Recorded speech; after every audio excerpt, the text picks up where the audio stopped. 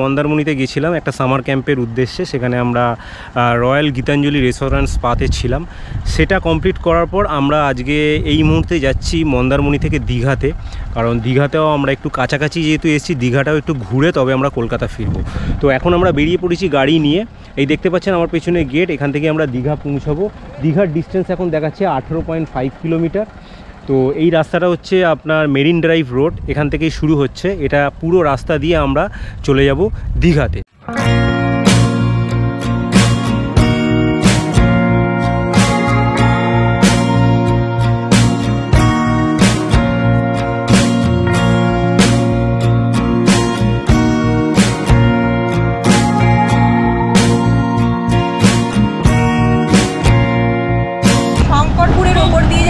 শঙ্করপুরের রাস্তাটা কিন্তু সুন্দর, বেশ সুন্দর।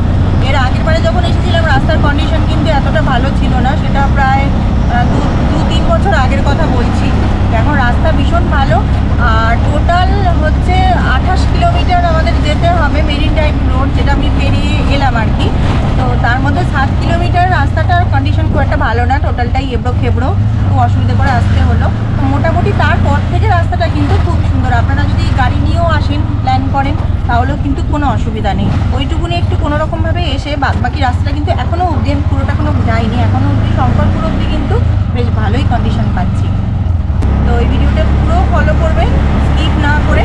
আর আমাদের আগের ব্লগটা যদি এখনও দেখে না থাকেন তাহলে অবশ্যই আই বাটনে ক্লিক করে দেখে নেবেন। এছাড়াও ডেসক্রিপশনে লিঙ্কটা আমি দিয়ে দিচ্ছি। এখন আমরা অন দ্য ওয়ে যেতে যেতে দাঁড়িয়ে পড়লাম। এই যে সমুদ্রের উথাল পাতাল ঢেউ দেখে আর সত্যি বলছি থাকা যায় না, নামতে হলো গাড়ি থেকে। গাড়ি বেশিক্ষণ দাঁড়াবে না, কেননা কি আমাদের এখন অনেকটা যেতে হবে। আর ভীষণ এখন মনে হচ্ছে জোয়ারের টাইম, এখন দুপুর, জোয়ারের টাইম। তো আর ভীষণ চারপাশটা ভীষণ ভালো আর ভালো লাগছে। আর উথাল পাতাল করা ঢেউ, তাই জন্য বেশিক্ষণ না দাদাকে রিকোয়েস্ট করে 5 মিনিট দাঁড় করিয়েছি। আর চলুন সমুদ্রটা একটু আপনাদেরকে দেখিয়ে দিই। দেখুন বন্ধুরা, শঙ্করপুরে এখন আছি আমরা। তো শঙ্করপুরের সমুদ্র, এখন জোয়ারের টাইম, তাই জন্য ঢেউও প্রচুর আর সমুদ্র একদম অনেকটা কাছে চলে এসেছে।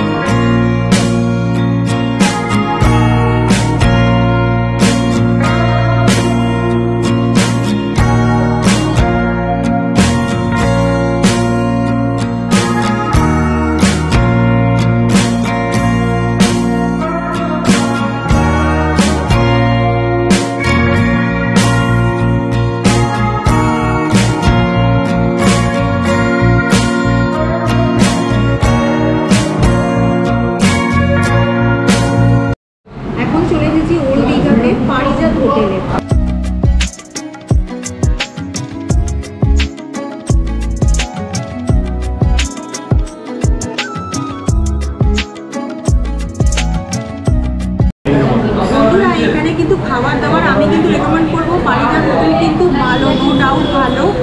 65-এ ভেজ থালি, আমরা ভেজ থালি অর্ডার করছি, তার মধ্যে কিন্তু প্রচুর আইটেম আছে। তার মধ্যে হচ্ছে ভাত, স্যালাড, আলু ভাজা, শাকের তরকারি, ডাল, পোস্ত, আমের চাটনি, আর সঙ্গে আছে এগ ফ্রাই। এগ ফ্রাইটা আমরা আলাদা করে নিয়েছি, ভেজ থালির সাথে এগ ফ্রাইটা আলাদা করে নিয়েছি। আর খাবার দাবারের কোয়ালিটিও দেখে মনে হচ্ছে ভীষণই ভালো। তো আপনারা আসতেই পারেন এই পারিজাত হোটেল। চলে এসেছি দীঘা মোহনাতে, এখন আড়তে ঢুকবো। দেখি কি মাছের কালেকশন আছে। মোটামুটি তাও এখন বেলা হয়ে গেছে, বেলার দিকে মাছের কালেকশন একটু কমে যায়, কিন্তু আমাদের কিছু করার নেই বন্ধুরা। আমাদের 6:30-তে ট্রেন সন্ধেবেলা, তো বাকি টাইমটা একটু ঘুরেই কাটাতে হবে। এদিকে এসো অদ্রিজা, এদিকে এসো। আমার মেয়ে যত না মাছ খেতে ভালোবাসে, তো মাছ দেখতে বেশি ভালোবাসে।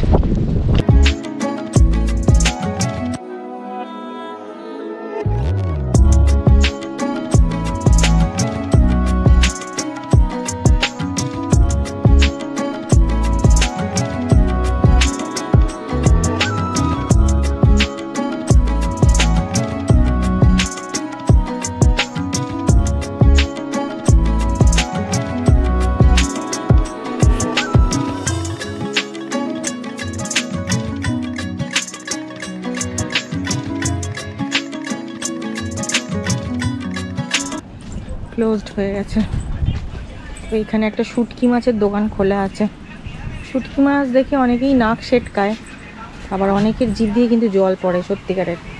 যারা খেতে এটা জানে তারা কিন্তু আসল মজাটা জানে। বিভিন্ন রকমের মাছের শুটকি আছে। এই লোটে শুটকি কোনটা গো ভাই?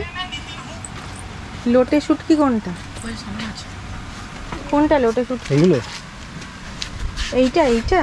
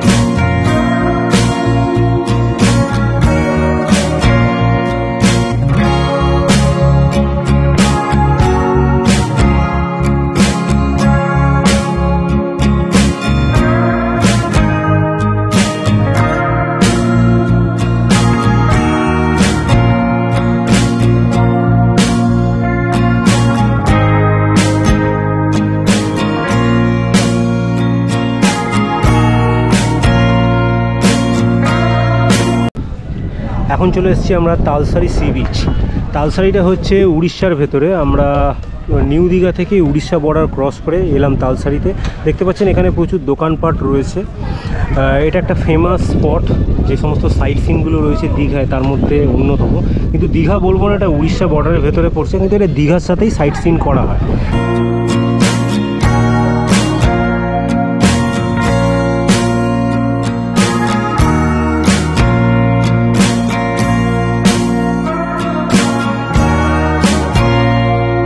এখানে একটা চড়া পড়েছে, একটা জলরাশি গেছে। হয়তো আপনারা ডাইরেক্ট সমুদ্রের বিচেতে যেতে পারবেন না, যেহেতু এটা অনেকটা দূর। এখান থেকে একটা নদী এসে সমুদ্রে মিশেছে, মাঝখানে নদীতে এইভাবে ঘুরে গিয়ে সমুদ্রেতে মিশেছে বলে মানে আপনার আর সমুদ্রের মাঝখানে একটা ব্যারিয়ার সৃষ্টি করেছে।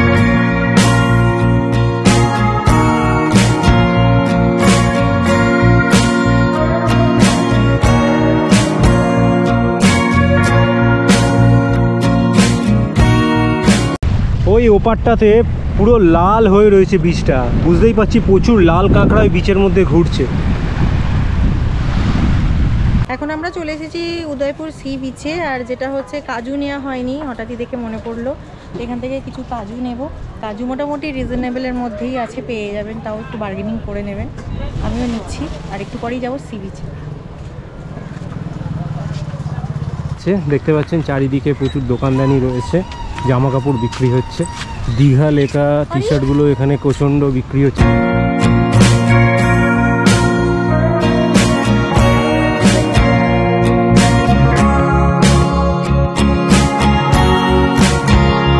এখন আমরা চলে এসেছি উদয়পুর সি বিচে বন্ধুরা। সামনেই দেখতে পাচ্ছেন সমুদ্র, আর দু পাশারই প্রচুর দোকান, মাঝখান দিয়ে রাস্তা। নিচে যাব, বিচ কিন্তু পুরো ভর্তি। তালসারির মতো কিন্তু অতটা ফাঁকা না। তালসারিতে যখন গেলাম বেশ ফাঁকা ফাঁকা অ্যাটমসফিয়ার ছিল, কিন্তু উদয়পুর কিন্তু সবসময়তেই জমজমাটি থাকে। নিচেও আমি দেখতে পাচ্ছি বেশ অনেক দোকানপাট, ছোট ছোট কাউন্টার, তারপরে চেয়ার টেবিল করা আছে, বসে খেতে পারবেন। আমরাও নিচে যাব আর সমুদ্রের জলে পা ডোবাবো।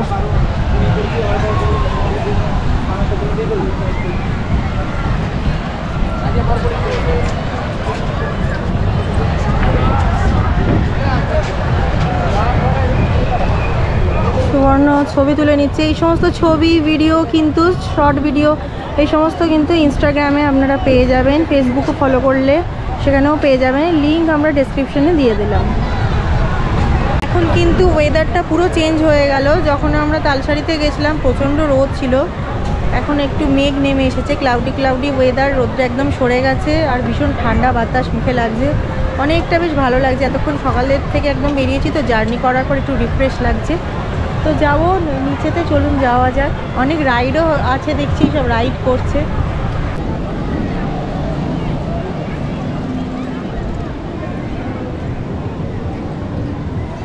উদয়পুর সি বিচটা হচ্ছে এমন একটা বিচ, এখানে কিন্তু খাবারের প্রচুর অপশান আছে, প্রচুর অপশান পেয়ে যাবেন। সব চেয়ার পেতে বসে টাইম স্পেন্ড করছে, খাবারেরও অনেক অনেক অপশান। আর চারিদিকে তো একদম জমজমাট, বলতে গেলে একদম জমজমাট বিচ আর কি। তুমি কি খাচ্ছ? তুমি কি খাচ্ছ অদ্রিজা? বলে দাও ওটা কি খাচ্ছ।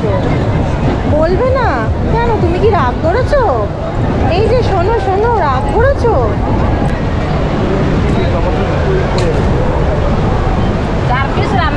কত করে কাঁকড়া? কত করে? 4 পিস 200 টাকা। 4 পিস রান্না করে 200 টাকা। আর ইয়ে পমপ্লেট? 150 টাকা। পমপ্লেট 150। চিংড়ি? চিংড়ি 10 পিস 200 টাকা। 10 পিস দেবে 200 টাকা। ওটা কি ভাজা করে দেবে না কারি করে দেবে? যা বলবে গ্রেভি করে দেবে। যা। আর অন্য কি মাছ আছে? এটা কি মাছ? এটা ভোলা মাছ। ভোলা মাছ কি ফ্রাই? ফ্রাই কত? ফ্রাই কি ভাজা? হ্যাঁ, ভাজা কত? 200 টাকা। উদয়পুর সি বিচ আমাদের কভার হয়ে গেছে। এখন আমরা যাচ্ছি ট্রেনে, উঠতে হবে বাড়ির পথে। ওখান থেকে আমাদের 6:30টার সময় ট্রেন আছে, ট্রেনে উঠবো, তারপর যাব বাড়ির পথে। আর এই রাস্তার ধারে, একদম বিচের ধারেই বৌদির কুলফি মালাইয়ের দোকান, ডেস্টিনেশনে। আর এই ভিডিওটা যদি ভালো লেগে থাকে তাহলে লাইক, শেয়ার অ্যান্ড কমেন্ট করতে ভুলবেন না। সাবস্ক্রাইব করবেন আমাদের চ্যানেল ফ্লাই হাই উইথ আইভিকে। পাশে রয়েছে বেল আইকন, সেটা প্রেস করে অন করে দেবেন, তাতে নতুন ভিডিও দেওয়ার সাথে সাথে তার ইনস্ট্যান্ট নোটিফিকেশন পৌঁছে যাবে আপনাদের কাছে। আপনারা চাইলে আমাদেরকে ফেসবুক ও ইনস্টাগ্রামেও ফলো করতে পারেন, যেখানে আমরা আমাদের লাইভ আপডেট শেয়ার করে থাকি। তার লিঙ্ক ডিসক্রিপশনে দেওয়া রইল। তাহলে বন্ধুরা, দেখা হচ্ছে নতুন কোনো ব্লগে, নতুন কোনো ডেস্টিনেশনে। Till then stay healthy and stay with fly high. বন্ধুরা, দাঁড়িয়ে আছি এখন সন্ধেবেলা দীঘা স্টেশনে। দীঘাতে পপুলার ট্রেন হচ্ছে কলকাতা থেকে আসার জন্য তাম্রলিপ্ত এক্সপ্রেস আপ, এবং যেটা দীঘা থেকে 10টা থেকে 10:15-র মধ্যে ছাড়ে ডাউন তাম্রলিপ্ত এক্সপ্রেস। কিন্তু অনেকেই হয়তো জানেন বা জানেন না যে দীঘাতে কিন্তু সন্ধেবেলা একটা সুন্দর এক্সপ্রেস ট্রেন রয়েছে, সেটার নাম হচ্ছে কান্ডারি এক্সপ্রেস। আসলে এই তাম্রলিপ্ত এক্সপ্রেসটাই আপ এবং ডাউনে হাওড়াতে চলে, আবার দুপুরবেলা ওই তাম্রলিপ্ত এক্সপ্রেসটাই কান্ডারি এক্সপ্রেস নামেতে দুপুরবেলা 2টোর পর ছাড়ে হাওড়া থেকে। এটা এসে পৌঁছায় দীঘাতে 6:45 নাগাদ, এবং আবার 6:25-এ এটাই ডাউন কান্ডারি এক্সপ্রেস হয়ে এটা হাওড়ায় পৌঁছায় 9:45 নাগাদ। তো এই ট্রেনটাও কিন্তু আপনারা একটা অপশান নিতে পারেন। এখন বাজে ঘড়িতে 5:30, 6:45 নাগাদ এই কান্ডারি এক্সপ্রেসটা আসবে এবং ডাউন কান্ডারি এক্সপ্রেস হয়ে 6:25-এ দীঘা থেকে ছাড়বে। তো তার জন্যই আমরা ওয়েট করে রয়েছি। এই দেখুন দীঘা স্টেশনে এখন দাঁড়িয়ে আছি, থেকে পুরো জগন্নাথ মন্দির দেখা যাচ্ছে। মানে আপনারা যদি দীঘা স্টেশনে নামেন তাহলেই কিন্তু পুরো জগন্নাথ মন্দিরকে দেখতে পাবেন এখান থেকে, এতটাই কাছে তৈরি হচ্ছে এটা।